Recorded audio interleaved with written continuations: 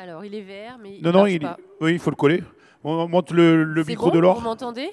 On Ah va... oui, ça y est, vous m'entendez.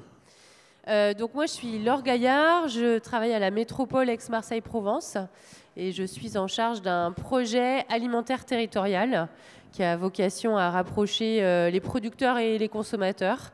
Et du coup, je vais intervenir à côté de Gérard Gros sur le volet de la solidarité parce que du coup, on fait pas mal de choses sur la solidarité et on en reparlera. Voilà, merci Laure pour cette présentation. Donc Gérard Gros, n'hésitez pas de parler près du micro et de toute façon on a un bon régisseur, vous inquiétez pas, il va moduler le son.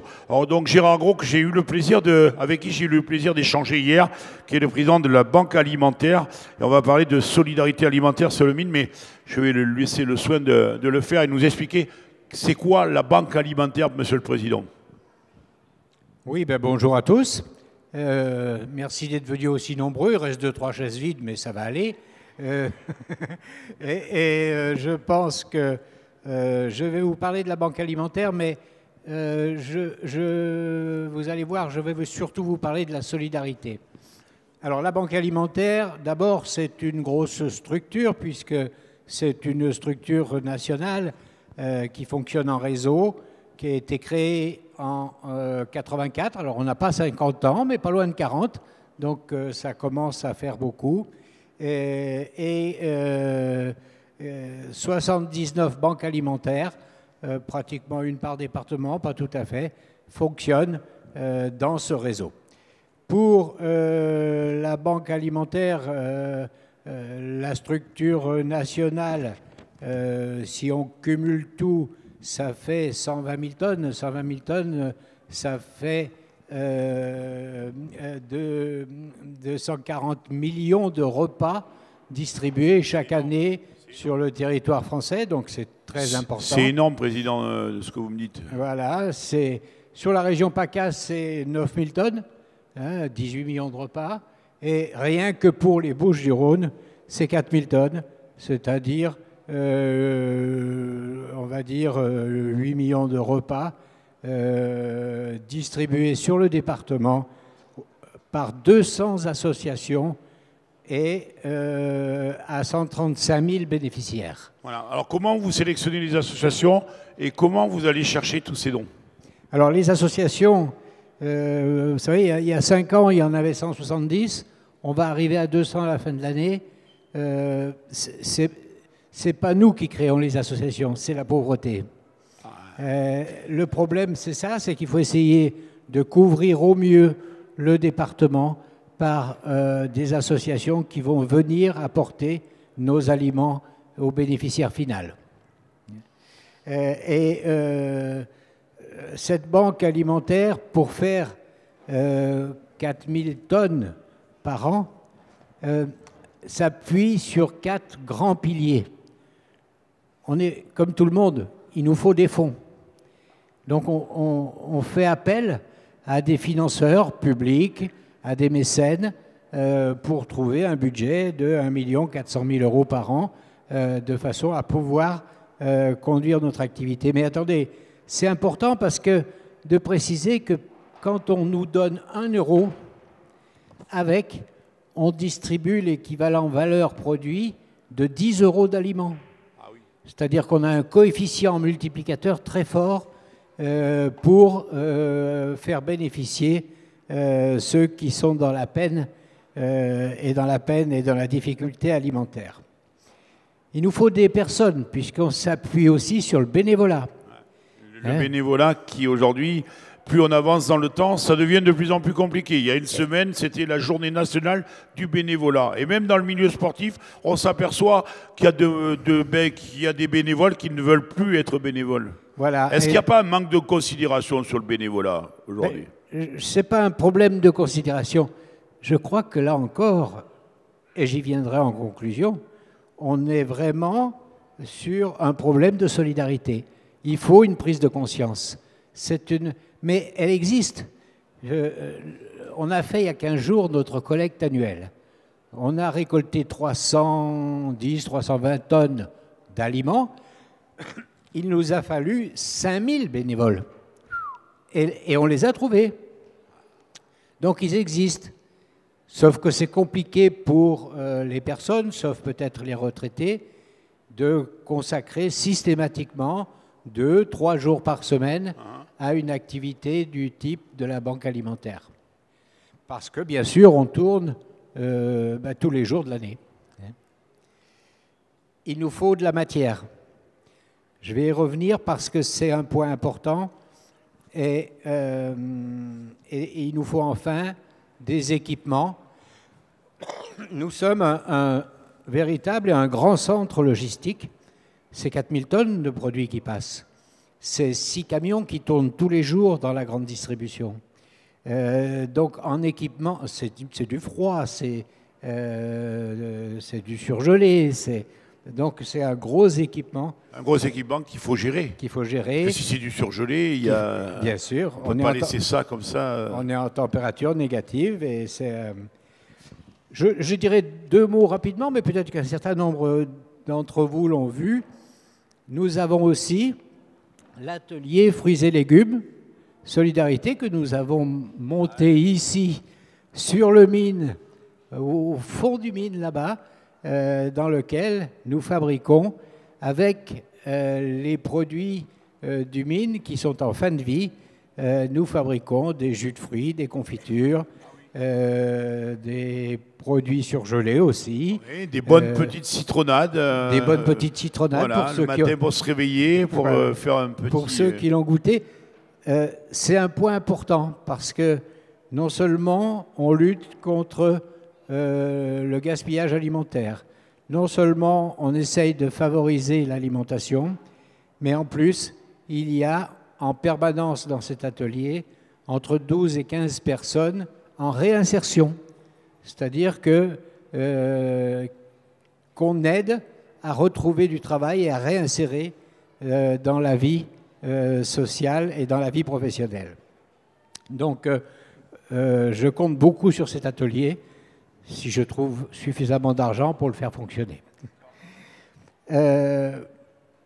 Pourquoi une telle organisation? Parce que ce que je viens de vous dire, c'est très organisationnel. Mais cette organisation, elle existe simplement... Nous, on préférerait disparaître, hein, mais elle existe simplement parce que la pauvreté existe. Et encore plus aujourd'hui, après cette succession de situations de crise depuis 2020, depuis le Covid, depuis l'Ukraine, depuis l'inflation, à chaque fois, on est devant des conséquences sociales très très fortes. On est avec un taux de pauvreté en augmentation, plus 20% environ, 14% pour la France, 17% pour PACA, 20% pour Marseille. Donc ça donne une ampleur du problème.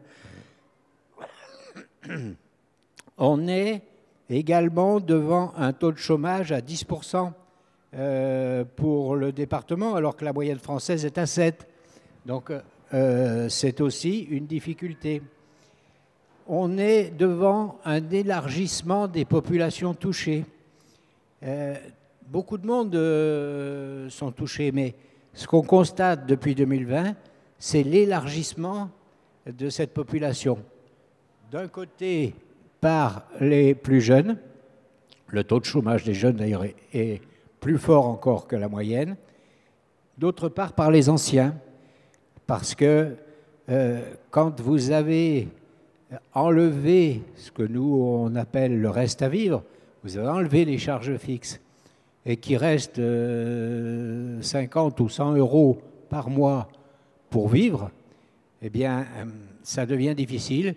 Et il y a des semaines et des fins de mois où c'est les associations de la banque alimentaire qui complètent les repas.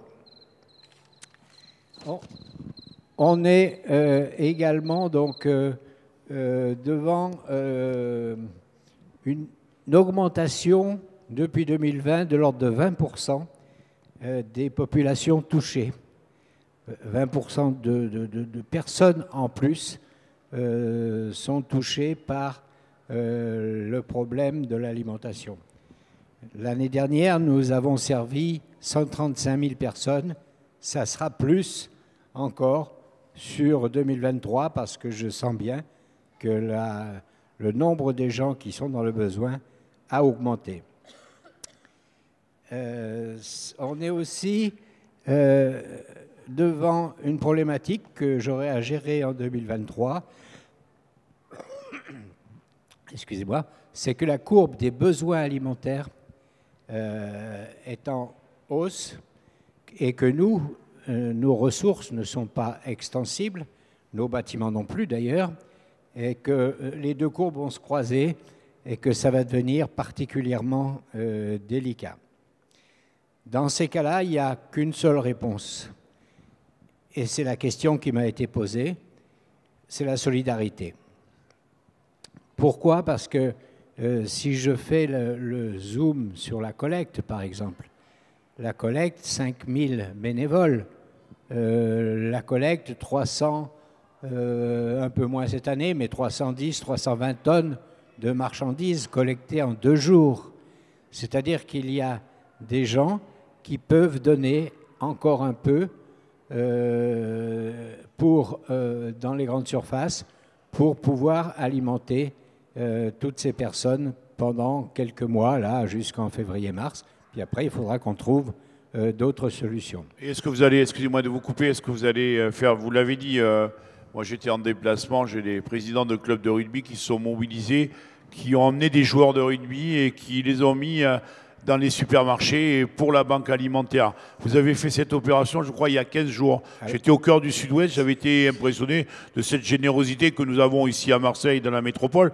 Est-ce que vous allez peut-être de passer d'une opération à plusieurs opérations dans l'année face à cette difficulté? J'aimerais bien parce que le besoin existera l'année prochaine.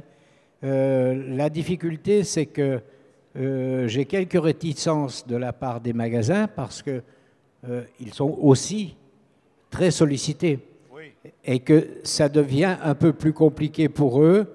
Notre collecte annuelle, ça, il n'y a aucun problème. On collecte 200 magasins. Je pense qu'on pourrait essayer d'envisager une collecte supplémentaire vers mars-avril. D'accord. Mais c'est une éventualité qu'on est en train d'étudier.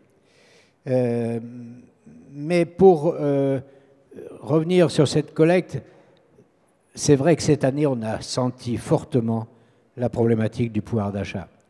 Je vais vous citer un exemple qui, moi, m'a marqué dans un magasin où la maman, et c'était une maman avec son petit enfant, est venue me voir et m'a dit « Je suis désolé, je donne chaque année, et cette année, je ne peux pas. » Et du coup, le petit gamin est venu me voir. Il avait un Kinder dans la main. Il m'a dit, écoute, je te donne mon Kinder.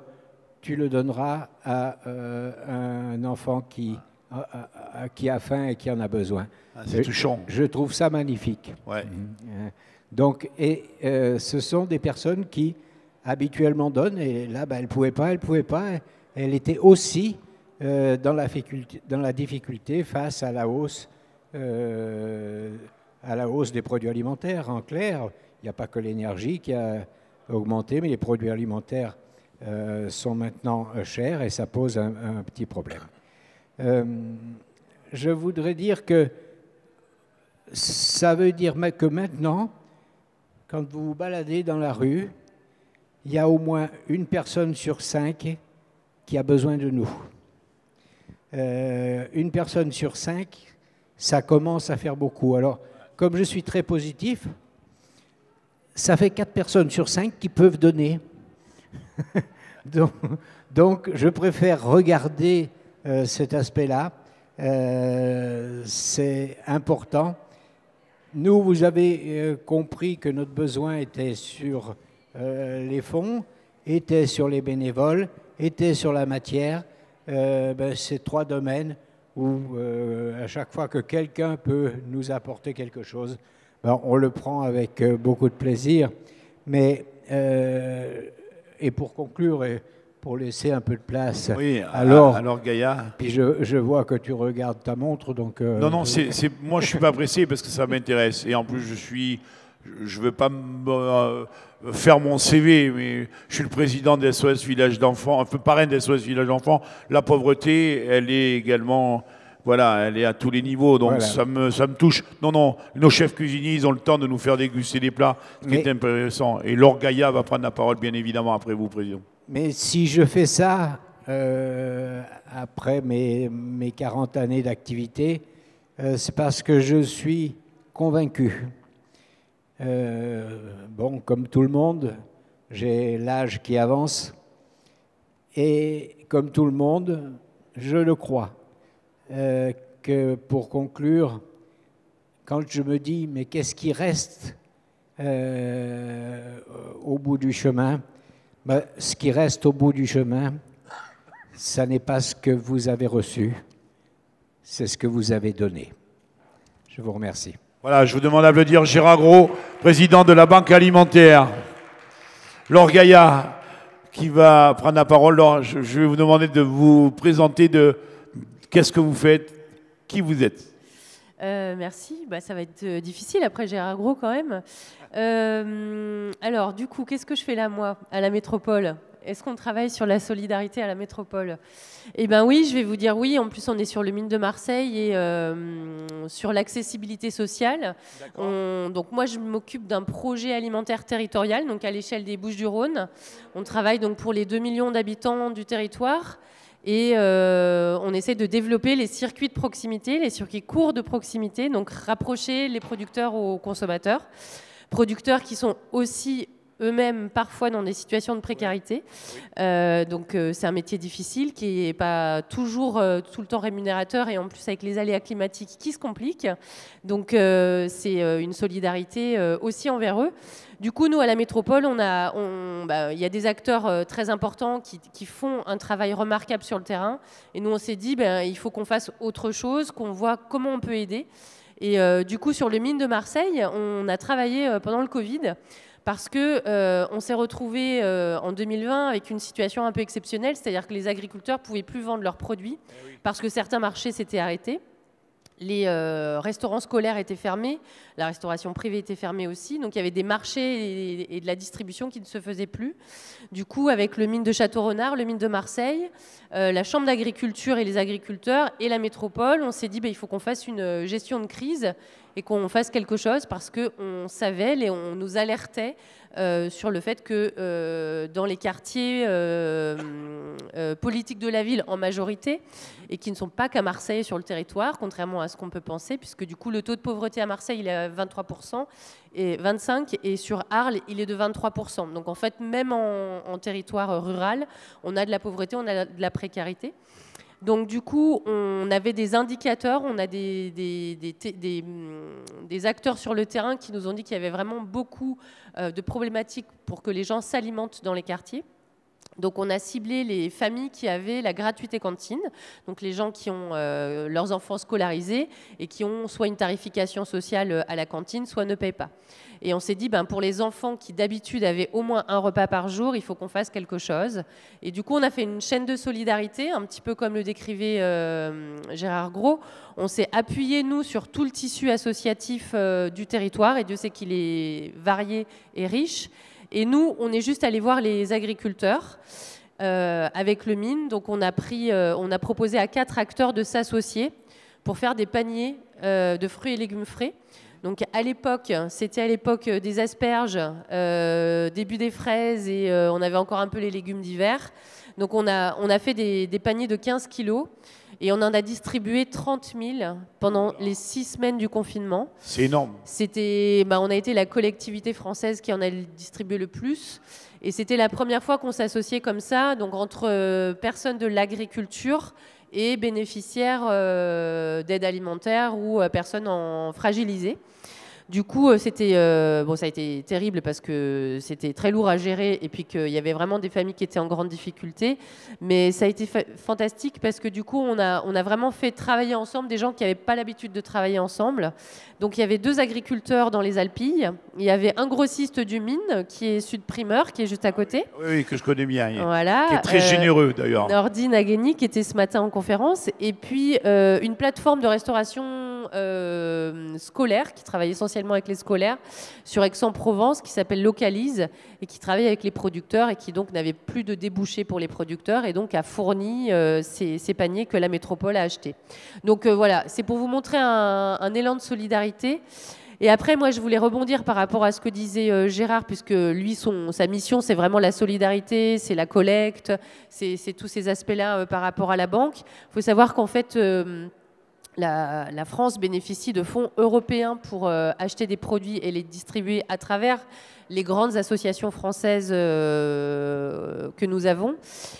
Nous, au niveau du projet alimentaire territorial, on essaie de se dire que déjà ça c'est super, mais on essaye d'expérimenter des choses pour aller voir s'il n'y a pas d'autres solutions aussi, parce que les habitants, face à autant de difficultés, déjà d'une, il faut essayer de réfléchir à d'autres choses. Donc, en quartier notamment, on a beaucoup de personnes qui veulent leur propre jardin. Donc, on essaie de développer le jardin partagé, le jardin collectif, pour regagner en autonomie. Donc, Gérard parlait de solidarité. Moi, j'ai envie de parler de regagner en autonomie. Parce qu'en fait, regagner en autonomie, c'est aussi reprendre le contrôle de sa vie et avancer, alors qu'on était dans une situation où on pouvait même plus se lever. Donc, l'idée, c'est ça. On va essayer de travailler sur plusieurs leviers, nous. Donc, les jardins partagés, jardins collectifs. Accompagner des initiatives comme Réseau Cocagne, qui sont des jardins en insertion, qui font du maraîchage diversifié. Donc, comme l'atelier qui est sur le Mine avec la banque alimentaire qui transforme des produits trop mûrs et qui du coup produit des conserves. Il y a d'autres chantiers d'insertion qui sont basés sur la formation sur le maraîchage. Et comme vous le savez, les agriculteurs, dans 10 ans, il y a la moitié des agriculteurs qui partent à la retraite. On a un gros souci dans l'agriculture sur le renouvellement des générations. Parce qu'en fait, on ne va plus avoir d'agriculteurs. Et là, sur les Bouches-du-Rhône, par exemple, on a perdu 1000 agriculteurs depuis 10 ans. Et donc, on voudrait regagner en autonomie alimentaire. Mais sauf qu'aujourd'hui, voilà, il faut recruter, il faut installer des agriculteurs pour qu'on puisse produire davantage. Donc en fait, nous, au niveau de la métropole, on va plutôt essayer de construire, de bâtir et d'accompagner des publics qui voudraient s'installer en agriculture pour pouvoir redevenir un peu plus autonome au niveau de l'alimentation et regagner du terrain là où on est en train d'en perdre parce que on a la chance d'avoir un territoire magnifique où il y a des beaux projets. Mais parfois, il y a des projets d'activité économique ou d'habitat qui vont grignoter des terres fertiles agricoles. Oui, je vois ce que vous voulez dire. Voilà, et donc on essaye de préserver en tous les cas les terres qui sont irriguées, qui sont favorables à une agriculture nourricière pour pouvoir installer plus d'agriculteurs à l'avenir et puis essayer de rendre cette agriculture plus autonome. C'est vraiment l'objectif d'un projet alimentaire territorial, de travailler en tous les cas sur cette résilience alimentaire et essayer de regagner en autonomie. Donc ça peut être à l'échelle d'un balcon, d'un jardin, de plusieurs hectares dans la campagne pour produire des fruits et légumes de saison. On est quand même sur un territoire qui est le premier territoire producteur de tomates, de poivrons, de concombres et de salades en France. Donc on a vraiment un terreau absolument favorable à l'agriculture, mais d'année en année, ce terreau est grignoté. Donc il faut que nous, collectivités, politiques publiques, on accompagne les habitants qui ont envie de se lancer et l'économie agricole qui a besoin d'être accompagnée vers plus de solidarité, vers plus de résilience. Et je termine donc du coup sur la solidarité aussi, donc sur ces paniers solidaires. Je vous ai raconté l'histoire des 6 semaines de confinement et les 30 000 paniers qu'on a payés. Et ensuite, on s'est appuyé sur le tissu des bénévoles pour distribuer ces paniers. On a mis en place, donc après le Covid, parce qu'on s'est dit, mon Dieu, on ne va pas pouvoir faire ça tout le temps, de faire des paniers gratuits pour les familles qui avaient la gratuité cantine pour leurs enfants à l'école. Donc on a monté un dispositif avec les paniers marseillais, les AMAP de Provence. Et c'est donc un dispositif qui s'appelle les paniers bio-solidaires. Donc en plus, ce sont des produits bio. Et en fait, on les distribue, ils sont fournis dans une AMAP en mixité sociale. C'est-à-dire que nous, collectivités, plus des mutuelles, plus le conseil départemental, on met au pot, on donne de l'argent public pour faire en sorte que sur des distributions de paniers, il y ait 3 ou 4 ou 5 ou 10 personnes qui sont accompagnées financièrement et qui du coup vont payer un panier uniquement 3 € au lieu de 15 €. Et c'est une super initiative. Désolée, je suis enrhumée. Ça s'entend. Pas de souci, Laure. Et en fait, on ne fait pas de stigmatisation. C'est-à-dire que les gens qui viennent chercher leur panier, personne ne sait s'ils payent le prix fort ou pas le prix fort. Ils viennent récupérer leur panier. Il y a le côté de la dignité. Ouais, et dans une AMAP, c'est sympa parce que l'agriculteur arrive avec son camion, on l'aide à décharger son camion, on installe les tables, on fait la distribution pour tous les AMAPiens. Les AMAPiens sont aussi solidaires parce qu'ils participent financièrement aussi à ces paniers accompagnés. Paniers de fada, à Marseille, ils ont appelé ça les paniers de fada, pour dire que voilà, il fallait être généreux, mais sans stigmatisation. C'est important ce point-là parce que pour une famille, c'est jamais facile. Comme le disait Gérard, il y a de plus en plus de familles qui n'étaient pas dans le besoin, qui n'avaient pas besoin d'aller chercher de l'aide alimentaire, mais aujourd'hui, il y en a de plus en plus. Et donc, d'être stigmatisé, c'est jamais agréable. Donc, dans une AMAP solidaire, personne n'est stigmatisé parce qu'il paye ou il paye moins, mais tout le monde est accompagné de la même manière. Et le deuxième point, c'est l'accompagnement, parce qu'en fait, une fois qu'on a des produits frais, c'est pas toujours évident de savoir les cuisiner, de savoir comment les manger, de les apprécier, parce que quand on connaît pas quelque chose, on va dire, mais moi je sais pas quoi faire d'un brocoli, par exemple, si on n'a jamais mangé du brocoli. Donc il y a tout un accompagnement au changement de comportement alimentaire et c'est extrêmement positif parce que du coup il y a de la solidarité entre amapiens. Tel amapien qui va dire ah tu sais pas cuisiner le brocoli, moi j'ai une super recette, je vais te la donner. Ou voilà, il y a des conseils de nutrition, il y a des ateliers cuisine qui sont organisés. Et là on a fait une étude et une enquête parce que forcément à chaque fois qu'on aide et qu'on fait une politique publique, on va l'évaluer derrière. Et c'est Action contre la faim qui a suivi les premières expérimentations qu'on a montées et les résultats sont extrêmement encourageants et en fait les participants qui ont bénéficié d'un panier pendant plusieurs semaines expliquent que sur leur état de santé, déjà au niveau de leur forme, ils regagnent en énergie, ils se trouvent en meilleure forme et en fait on voit qu'il y a une véritable transformation dans l'acte d'achat, c'est-à-dire que les gens qui ont bénéficié d'un panier de fruits et légumes frais, qui commencent à s'habituer et à cuisiner différemment, et après, quand ils vont aller acheter des produits, ils ne vont pas acheter les mêmes produits. Donc, il y a vraiment un changement de comportement qui est important. Et quand on s'inscrit dans une politique publique durable, on essaye de faire que ça soit pour le long terme et pas uniquement qu'un coup comme ça, comme on l'a fait pendant le Covid, mais parce qu'il y avait besoin d'agir de manière urgente, mais en tous les cas d'essayer de travailler durablement. Et en plus, ça fait de la solidarité pour les agriculteurs, parce qu'une AMAP, elle aide l'agriculteur et il a du coup de la trésorerie pour une année, ce qui est très important, comme je disais tout à l'heure, sur la fragilité du métier d'agriculteur qui est difficile. Et c'est un système en tous les cas d'AMAP solidaire qui à la fois accompagne l'agriculteur et qui en plus génère de la solidarité. Mais merci Laure, merci beaucoup. Gérard, vous aviez quelque chose à rajouter? Alors, on va prendre ce micro-là parce que le mien va basculer en batterie. Oui, juste Laure, tu évoquais le plus près le micro. Tu évoquais les semaines de confinement. Moi, je dis, pendant ces semaines-là, on distribuait en semaine normale, on distribue 60 tonnes par semaine. Là, on était à 95 tonnes par semaine.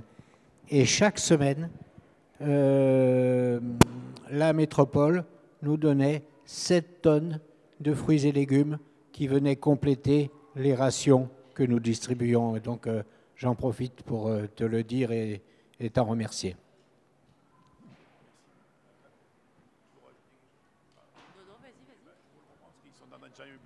Voilà, vous inquiétez pas, c'est juste un petit détail technique. Bon, je pense qu'on peut remercier Laure Gaillat et Gérard Gros, donc président de la Banque Alimentaire. Et si on a envie de vous suivre, il y a bien sûr les sites. On peut faire des dons, on peut... Voilà, dites-nous tout parce qu'on a envie de vous aider. Vous savez, j'ai entendu ce que disait Laure tout à l'heure. J'ai eu la chance au cours de mes reportages en plein confinement d'aller voir des étudiants. Alors, on n'en a pas parlé de ça, mais Jean-Louis Moreau, qui est auprès du président Berton, qui est le président de Aix-Marseille Université, pendant le confinement, il y a bien sûr tout ce que vous avez évoqué, mais il y avait des étudiants, même des étudiants qui étaient enfermés dans leur chambre universitaire. Et il y a eu une solidarité qui a été créée. Je ne sais pas si, Laure, je pense que vous en avez entendu parler. Et là, il y a eu une solidarité qui a été créée pour des étudiants, je pense à Aix, qui étaient chez eux, qui étaient loin de leur famille et qui étaient confinés dans leur chambre universitaire et qui avaient besoin d'aide parce qu'il y en avait même qui avaient besoin d'aide pour les médicaments parce qu'il y en a qui peuvent être étudiants et qui malheureusement on a besoin de traitement et il y avait également ce côté de nourriture. Oui, ben, les étudiants, ça a été une cible aussi très importante et on a fait de la solidarité avec le Crous aussi, on avait fait quelques actions. On a fait aussi de la collecte d'ordinateurs parce que il y avait pas mal de problèmes aussi. Les étudiants n'arrivaient plus à se connecter et à travailler. Sur ce volet-là, je voudrais rajouter deux choses peut-être pour les gens qui sont dans la salle. Nous, en fait, on a mis en place avec la métropole donc, des halles de producteurs en demi-gros qui permettent de pouvoir acheter des produits vraiment de très très grande qualité et à prix abordable. On est par rapport à des prix en supermarché, on est à 30% moins cher qu'en supermarché. Donc ces halles, vous les trouvez sur plan de campagne en saison de mai à octobre. Et sur la halle de la Barrasse, sur la gare TER de la Barrasse à Marseille, à côté de la Valentine. Sur la Valentine, c'est encore ouvert, c'est jusqu'à fin décembre. C'est le jeudi soir à 17h. Et on rouvrira en mars après sur Marseille. Et en mars, on va aussi ouvrir justement pour les étudiants qui sont proches de ce pôle d'échange multimodal sur Aix-en-Provence qui s'appelle Krypton.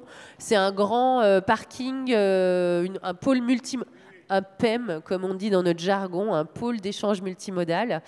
Et du coup, là, à partir de mars, pareil, on va avoir des agriculteurs qui vont vendre des produits sur ce pôle. Et on sait qu'il y a toutes les universités qui sont autour. Et on l'a fait aussi à cet endroit-là parce qu'on sait très bien que les jeunes, en fait, ils ont envie de bien s'alimenter, comme tout un chacun, mais qu'ils n'ont pas forcément le pouvoir d'achat pour le faire.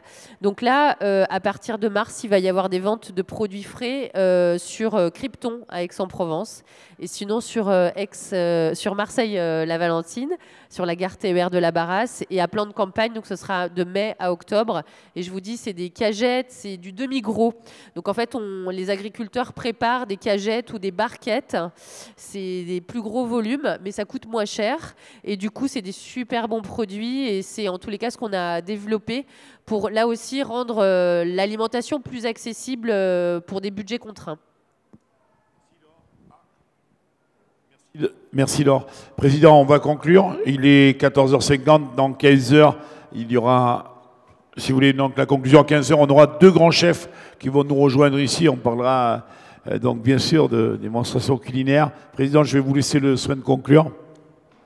Oui, sauf s'il y a des questions. Alors, est-ce qu'il y a des questions dans la salle?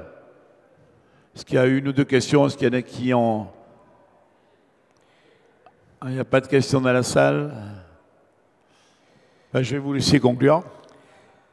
Ok, je crois que après ces deux exposés, on a bien compris clairement que la générosité était un axe important dans les moments difficiles que nous vivons et même aussi dans les choix de vie de chacun d'entre nous. Bien sûr que nous avons besoin de fonds. Bien sûr que nous avons besoin de produits, bien sûr que nous avons besoin de bénévoles. N'hésitez pas à nous contacter. Nous sommes installés à Master Park, 116 boulevard de la Pomme, dans le 11e. N'hésitez pas à nous contacter aussi par mail, ba130@banquealimentaire.org ou à consulter notre site qui est ba13.banquealimentaire.org. Vous serez les bienvenus et nous vous recevrons au mieux. Et je vous en remercie. Merci. Gérard Gros, président de la Banque Alimentaire. Laure Gaillard, merci également pour vos témoignages. Alors, c'est sûr, on a beaucoup de conférences, mais on va vous aider. On a envie, quand on entend tous ces messages, vraiment, c'est vraiment top. Et on vous remercie d'être avec nous ici pour ces 50 ans. Merci à vous. Merci beaucoup. Voilà. Dans quelques petites minutes, je changerai, je resterai dans cette même salle et nous accueillerons donc 2 grands chefs cuisiniers pour notre débat. Merci beaucoup. À tout à l'heure.